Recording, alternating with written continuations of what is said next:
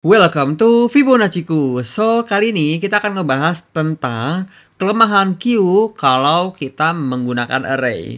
Dan di sini si Q ini aku udah memakai dua pointer ya. Pointernya itu yaitu front dan rear. Di sini aku pakai singkatan aja biar nanti aku menulisnya gampang ya.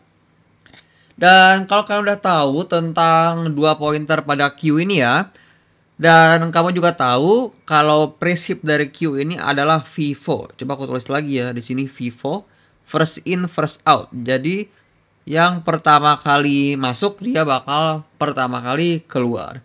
Dan untuk menjelaskan tentang kelemahan si Q ini, coba aku masukin elemen aja langsung ya ke Q ini dengan besaran panjang dari array-nya itu adalah 5 ya di sini. Ada 5 aku tulis. Coba aku masukin Q ini elemen-elemen ya. Langsung aja coba misalkan aku masukin 4 elemen di sini. Contoh aja 5, 2, 3, 1. Dan berarti kita tahu nih, si pointer dari si rear ini dia akan menunjuk ke si indeks 3. Karena ini si elemen yang paling terakhir ya, ada di indeks 3. Terus kalau misalkan kita pengen masukin elemen lagi nih ya, terakhir. Misalkan aku masukin elemen 9. Maka si pointer rear ini dia akan menunjuk ke si indeks 4. Nah, coba aku pengen kalau ini udah penuh ya, aku pengen ngapus nih coba ya si Q ini. Kalau misalkan aku menghapus 4 elemen dari sini, maka kita hapus ya. Di sini ada 5, terus 2, 3, dan 1. Dan oleh karena itu si pointer frontnya ini akan menunjuk ke yang ada di depan 9, yaitu indeks 3. Terus aku pengen menghapus lagi nih, satu lagi elemen. Di sini 9 kita hapus ya. Maka si pointer front ini dia akan menunjuk ke indeks si 4. Kalau kita mau masukin lagi, nggak bisa, ya kan? Karena ini tuh sebenarnya udah dianggap si Q ini full. Karena si pointer rear ini, dia adalah sama dengan n-1. Yaitu dia ada di indeks 4. Indeks terakhir, ya kan? Nah, solusinya bagaimana nih kalau kita mau masukin elemen lagi? Kan kalau kamu lihat, array ini masih ada ya. Masih ada space nih. Ada tempat yang bisa kita masukin. Nah, solusinya itu adalah kita bisa reset. Kita bisa reset nih si pointer. Maksud dari reset itu apa? Maksudnya itu adalah kita reset si front dan rear, kita pindahin indeksnya menjadi indeks di awal, yaitu indeks -1.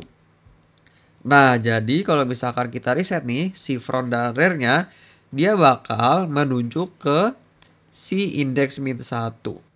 Nah, kapan sih sebenarnya kita tahu harus kita reset nih si pointernya? Ini itu jika si front ini adalah sama dengan si rear.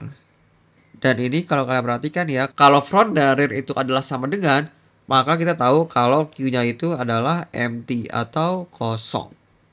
Nah, tadi kan aku kasih contoh si front dan rear itu ada di indeks terakhir ya, indeks 4. Nah, sebenarnya kamu nggak harus ngeriset pointer itu kalau misalkan kita udah ada di indeks 4. Contoh aja nih ya, kalau misalkan kita ada, aku masukin ya elemen 3, 2, 1 deh. Dan terus si pointer rear kan berarti ada di indeks 2 ya kan. Terus kita hapus nih elemen-elemen ya kan. Kita hapus 3, kita hapus 2, kita hapus 1. Maka si front ada di indeks 2. Karena ini F sudah sama dengan rear ya. Dan kita bisa ngeriset nih si pointer. Kita bisa reset si pointer itu sebenarnya di mana aja di indeks. Yang penting si F sama dengan R.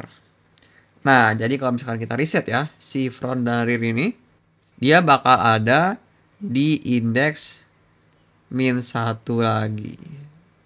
Nah, jadi gitu ya. Dan terus sebenarnya si reset pointer ini punya kelemahan lagi nih. Jadi ini bukan solusi yang benar-benar bisa menyelesaikan semua masalah. Nah, bagaimana nih kelemahannya? Contoh aja nih ya.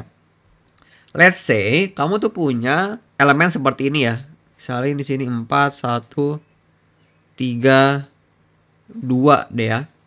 Dan di sini kan berarti si front dan rear ini ada di rear ada di 3 ya kan? Dan front di sini masih ada di indeks min 1.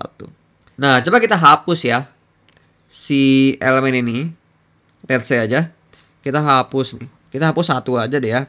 Elemen 4 dan di sini si front akan pindah ke indeks 0.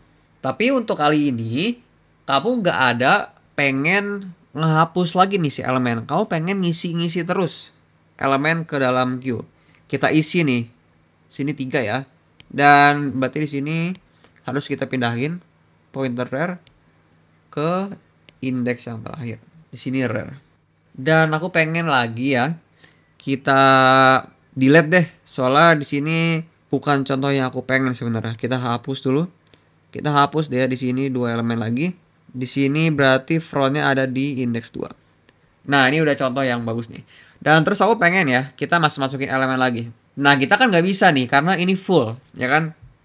Ini full nih. Karena rear ini udah sama dengan n-1. Kita nggak bisa masukin elemen lagi ke dalam queue. Sedangkan kalau kamu perhatiin ya, indeks 0 dan indeks 1 itu kosong. Sebenarnya ada tepat nih. Tapi kita juga nggak bisa pakai solusi reset pointer. Karena kan persyaratan untuk mereset pointer itu harus front sama dengan rear. Nah, ini sebenarnya kelemahan dari reset pointer. Solusi yang kedua sebenarnya ada lagi, yaitu namanya adalah circular queue. Nah, ini adalah solusi kedua buat kita menyelesaikan masalah nih kalau misalkan kita menggunakan array di dalam queue ini. Nanti teaser aja ya untuk circular queue. Nanti kita tuh bisa sebenarnya masukin elemen ke yang ada di indeks 0 dan 1. Nah, tapi di sini kita fokus dulu ke reset pointer ya. Yang penting kita tahu dulu apa sih sebenarnya kelemahan queue kalau menggunakan array. Nah, di sini kamu udah tahu ya kelemahan queue-nya di sini untuk menggunakan array, dan kita tahu juga solusinya, dan khusus video ini solusinya adalah reset pointer. Jadi gitu, bagaimana caranya kita mereset pointer dan kelemahan si reset pointer itu sendiri ya. Nah, semoga kalian ngerti ya habis nonton video ini. Nah, jadi begitulah pembahasannya untuk kelemahan queue menggunakan array. So, see you in the next video. Thank you.